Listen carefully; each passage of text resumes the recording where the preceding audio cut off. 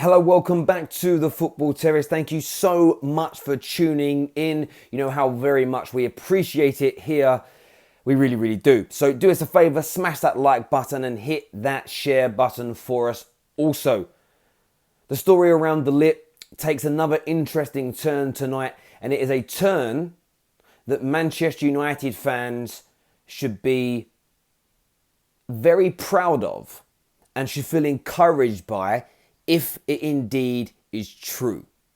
It's what we have been wanting to hear since Ole Gunnar Solskjaer was announced. It's what we've been waiting for. Those moments, those pieces of maybe small evidence that suggest that Manchester United Football Club want to do things differently in terms of their transfer structure, the culture, the relationships they want to have between agents and players, the type of individual they want to sign. We know Man United have been offered the opportunity to sign De Ligt.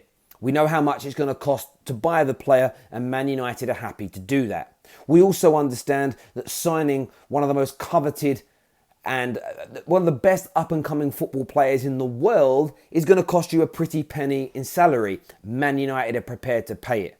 But where it appears Manchester United are drawing the line is when it comes to being held over the barrel by agents, when it comes to paying ridiculous commissions to the agents to get the deals done. Why should they ask us so much money if the player truly wants to be here? In turn, for me, this is one of the most important aspects and a major catalyst in fixing the cultural problems and the structural problems at Manchester United in terms of the wage structure and many other aspects to it. Saying no to Mino Raiola and De Ligt at this stage, although you're turning down the opportunity of signing one of the very best players and up-and-coming players in the world, you are saying no to one of the greediest agents out there, and you are, more importantly, forget Mino Raiola, you're saying no to bad practice. You are not again, Ed Woodward and Manchester United, behaving and conducting yourselves in the same way that has failed for the past 6 years. For me, I want De Ligt at Manchester United. Of course I want De Ligt at Manchester United. He's one of the best players in the world. But I've said it all summer. Only if he truly wants to be here. Not because Mino Raiola is getting more commission if he comes to Man United. Not because we've offered £20,000 or £30,000 a week more in salary when he's already been offered over £10 million to play elsewhere on the continent. That is not the type of player that Manchester United should be chasing. Those aren't the type of agents that United should be doing business with, because we have tried that and it has failed. The mercenary approach at Man United, signing the star names because we blow our opponents out of the water financially, has not worked. We need to go back to basics and sign good quality players, up-and-coming stars, established players that truly want to be at Manchester United. Reading this news tonight, you couple that up with Sky Sports' approach. I'm very, very happy. Very, very, very happy to read this. And equally, this just could be a negotiating tactic by Man United. Let's be strong, let's be firm. Barcelona are doing the same thing. Let's try and drive down the prices. If you don't mind paying agent fees, but we want to try and drive them down because what you're after is extortionate. I'm going to go through the transcript of the article that I read surrounding this. Of course, I want your viewpoints and opinions. I did just see a comment a second though. I've got to address this. It says, what did it say? I did read it and it poked in my mind. It was like asking me, why am I being positive about not signing a player? I am. I didn't know. I don't know where that comment's gone. I really wanted to see it. But, oh, here we go. This is, you seriously putting a positive spin on not signing good players? Yes. Yes. Yes, absolutely. Because just because you're signing a top-name player when he doesn't really and honestly and truthfully want to be here, why would you want that? It hasn't worked before. Once bitten and twice shy. We need a different approach as far as I'm concerned. Absolutely, we do. But that's just my viewpoint and opinion. Everybody can have a different one. That's life. But I've been saying it all summer and I'm not suddenly going to change my tune. But this is the article that I was reading. It says here that Manchester United chief Woodward is determined to seal the signature of De Ligt this summer with the Ajax star being in demand, which is true. Man United do want to sign him. The 19-year-old enjoyed a stunning season, blah, blah, blah, blah, blah, blah, blah, blah, blah. United are not the only club interested in the teenager, though, with Barcelona, Bayern Munich and Liverpool also keen and eager to snap him up. Transfer expert Ian McGarry has now opened up on the interest held by Manchester United. And he has claimed that Woodward has turned down the demands from Mino Raiola, who was seeking huge commissions for any potential deal. And now these are the actual words of Ian. He says, regarding the United negotiations with Raiola, you notice how the negotiations are with Raiola. Ajax are happy with the fee. It's all about Raiola. He was looking to do the same sort of commission deal he got for Pogba, which was 24 million euros. Now, let's factor this in. Factor this in. 75, 80 million pounds you buy the player. A 16 million pound a year contract the club has offered over 5 years. Plus, Mino Raiola wants 24 million pound to get the deal complete. That in itself is daylight robbery. And I'm not one of these people that worries about the pennies that Man United are spending overly. But that 24 million pound you're giving to Raiola, plus other agent fees of that level, that equates to another player when you add. Imagine that same level of commission is being applied to 3 or 4 signings. That's another player you're losing out on. The club has to do more to drive those prices down. And equally, I'm still not convinced. I'm still not convinced that De Ligt wants United over Barcelona, Bayern Munich or even Liverpool. I'm not. If Raiola's forcing him to do it because we're willing to pay 24 million pounds additional money for it, that is bad practice. That is poor culture. And it has not yielded good results for Man United so far. So I completely agree with Woodward for pulling away at this moment in time. And I never thought I'd say I agree with Woodward, but I do. He goes, now that was paid up front. Very, very unusual in football that an agent gets the entire commission up front. Normally it's paid over the course of time over the player's contract. The same for De Ligt. He wants the money paid up front. So hear that as well. Hear that part as well. Normally, say an agent gets £5 million and the contract of the player's 4 years. He gets paid £5 million in equal instalments over 5 years. Mino Raiola wants 24 odd million pound, a big, big fee for De Ligt and wants it up front. So that takes a huge dent out of Manchester United's transfer budget that's needed on other players and other positions around the field. Now you wonder why our transfer business hasn't picked up any speed yet. Because people like Mino Raiola have had our board and our money men at Man United over a barrel with their trousers down for over 6 years. And it's about time we started to fight back. And every single Man United fan should be happy to hear this.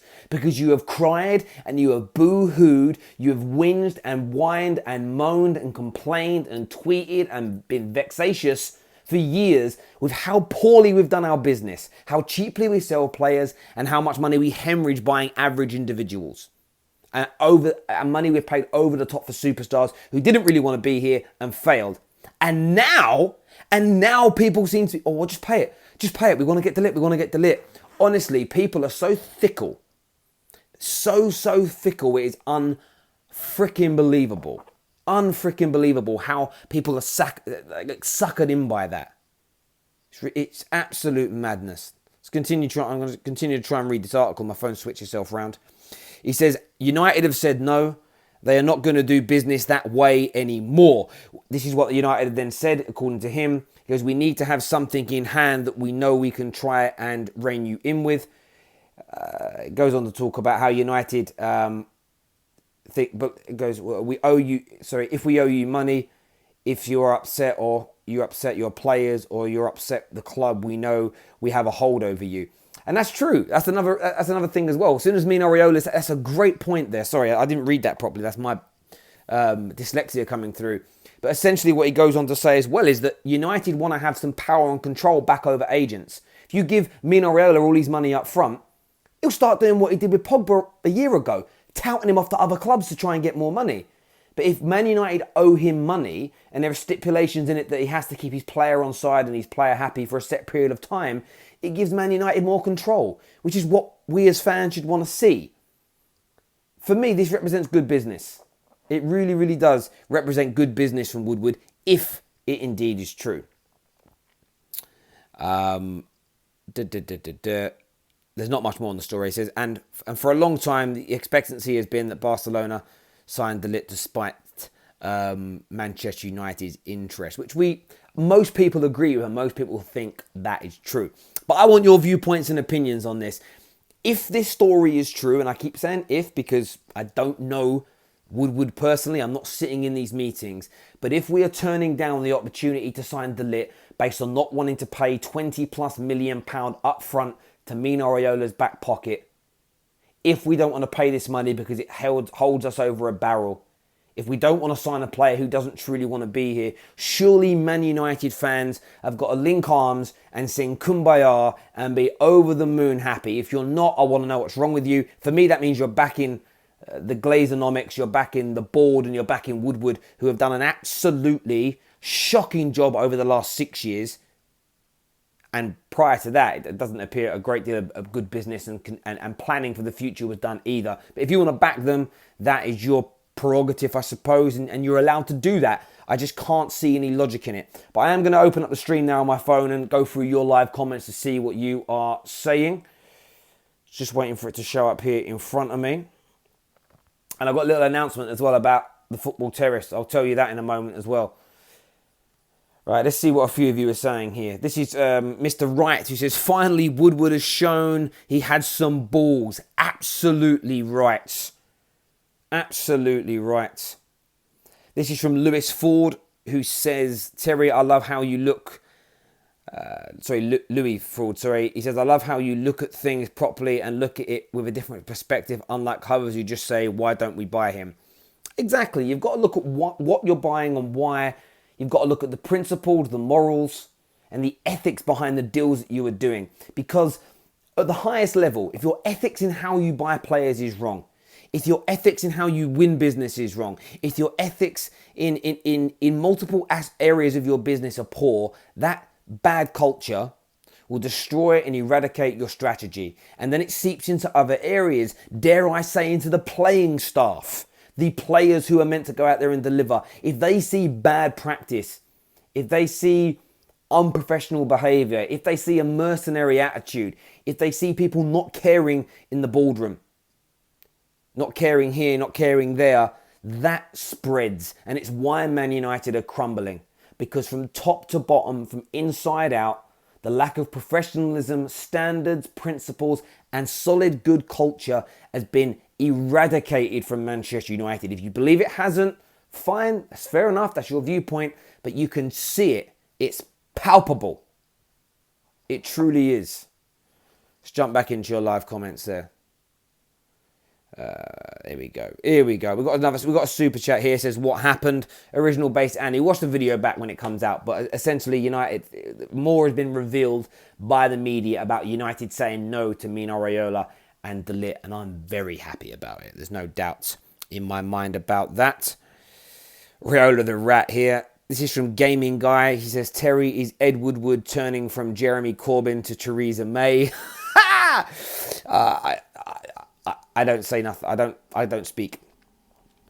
This is from Jake. Terry, why are you all of a sudden triggered by a situation that hasn't fully changed much recently? Did it just occur to you that United were going to have to pay silly money to get him? No, Jake, I think that this isn't about a situation that's overly changed. This is more that's being revealed to us. And I'm really staggered that I spent some of tonight on social media. I read this story this afternoon.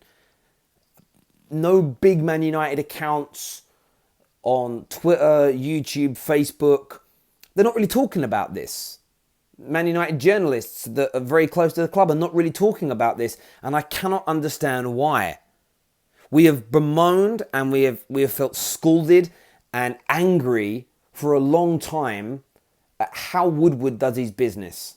We've not been happy with the level of agent fees, money hemorrhaged on players, etc., buying individuals that don't want to be here. Suddenly it looks like we're pushing back. It should be the bigger story, because we've all said one thing, that Ole Gunnar Solskjaer will fail if the club doesn't change its culture and its practices. If they don't back him in the right way, give him his powers back, listen to the football men making the decisions, if our transfer structure, scouting structure doesn't evolve itself and change. If we continue to operate in the same way, every manager is going to crumble and fail at the football club. This, for me, is evidence, tangible evidence that we've been waiting for, that says we need to see change. Change is needed at the football club to move us forward, to help deliver us in a new direction. And we're seeing that. That's, Jake, why I find this story to be, for me, the best bit of transfer news all summer for Man United thus far. No doubt about it in my mind. We still need signings. I know we need signings, and we will get signings. But I don't want anyone at this football club anymore who doesn't truly want to be here. Who doesn't think, Man United want me. Wow. Yes, please. That's what they should be thinking and feeling. I do not want to employ you just because I'm willing to pay you an extra 20, 30, 40,000 pounds more than elsewhere. Maybe De Ligt will buck the trend. Maybe Joe Bloggs will buck the trend. But history has told us in the last 6 years that has not worked. I'm not prepared to take that risk again. I want it mitigated. I want it reduced, and I want a different approach to happen. Terry, who will eventually sign him? Only time will tell. I get that completely. Manchester United need to spend their money wisely on players who want to sign for them. Simple as that is what Wilson says. Wilson, you are absolutely right, mate. No doubt about that in my mind. So listen, just to clear a few things up. Tomorrow, of course, we'll be covering the Chelsea-Arsenal game after the final whistle. Live phone-in show. We've got that. And of course, on Saturday, we're doing the Champions League final as well. And that will end the season's phone review, goal review shows, which I'm a little bit sad about. But we've got an exciting summer ahead. Lots of new shows on the horizon. And of course, before we know it, pre-season will be here and we'll be gearing up for another Premier League campaign. But just to let you know, in June, on the 22nd of June, my channel, the Football Terrace, will be making its debut football match appearance. So the Football Terrace FC will be playing its first ever game. We're going up against Mr. DT's side in a friendly. We're not sure yet whether we'll become a permanent team, whether we've got a good group of players together, some friends of mine from work, some old school friends, and a mixture of Adam Charles will be playing. We'll have a few of our channel regulars that will be on there as well. So we're putting together a proper team. I'm manager, of course. I can't sit there and I can't sit there and rip managers apart every single day of the week for things they do right and do wrong, and then not take up the role as manager within my own team. My big brother's going to be my assistant manager, and I'm really looking forward to it. And if the game goes well and the group enjoys playing together, then yes, as we move into the following season, it's something we look to do more regularly, put ourselves out there to play other YouTube sides and stuff like that. So yes, officially my channel does now have a football team. About 15, 16 players together so far. And we're looking for a look, and we're really looking forward to playing DT's team. They're a good side. They know how to play ball. And, we know we're going to have to be at our absolute best if we're to be competitive in that game. I will make an appearance in the game, but I'll put this out there now. I am not a very good football player. Absolutely not. I am not a very good football player at all. Never claimed to be, never professed to be. So I will make an appearance. I will go on the field, but don't be expecting anything crazy from me. Since when I played at school, when I was a kid at school, I scored goals, did all right. As an adult in senior football, I've never scored a goal. I generally, for my team I played for called Troop Hall back in the day, I used to run the line. And if we were winning by about 5 or 6-0, they'd throw me on for the last 5 minutes. So I've always said I'm a very average, maybe very below average Sunday League player. And it's the absolute truth. This ain't no hustle. I swear to you. I was very good at karate as a kid. I was a very good kickboxer. I was very good at sort of combat sports. But football, as much as I love it, playing it was a whole different ball game for me. But we're looking forward to the game against DT's side. It's on the 22nd of June, so we've got about 3.5 weeks to get ourselves ready for that. But yeah, we were trying to get together to have one training session beforehand, but there we go. Listen, take care of yourselves, everyone. Enjoy the rest of your evenings. Good night. God bless, and we'll see you again tomorrow. Bye-bye.